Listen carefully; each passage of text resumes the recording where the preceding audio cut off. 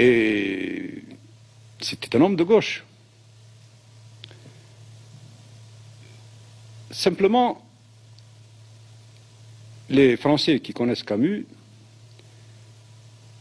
peut-être le connaîtraient mieux, le comprendraient mieux, s'ils le comparaient à un autre écrivain qui s'est trouvé dans la même situation, un écrivain américain, un grand écrivain, un autre prix Nobel comme Camus, c'est William Faulkner. Voilà, là nous avons deux écrivains qui naissent dans des conditions à peu près semblables. Et on peut dire que Camus était d'origine plus modeste même. Enfin, Faulkner était un fils de colon dans le sud des États-Unis.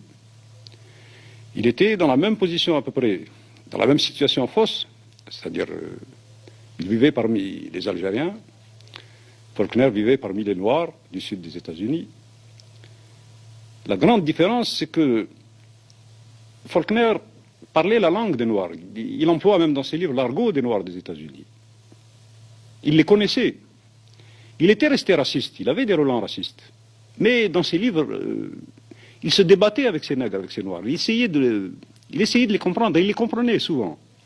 Et ça ne l'empêchait pas de les haïr. Par contre, chez Camus, d'un côté, il était pour nous, pas pour l'indépendance, mais enfin, pour les indigènes, pour être moins brutal, moins raciste.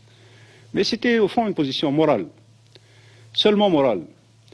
Parce que dans l'œuvre de Camus, on peut voir facilement que les plus belles pages de Camus, c'est quoi? C'est Tipaza, c'est la plage, c'est le paysage, l'Algérie est belle, mais il n'y a pas de peuple, on ne voit pas le peuple algérien. Dans les livres de Camus, le peuple algérien est pratiquement inexistant. C'est très révélateur. Si on prend deux livres, l'un de Camus et l'un de Faulkner, on peut prendre par exemple L'étranger de Camus et Lumière d'août de Faulkner, qui peuvent très bien être comparés ici.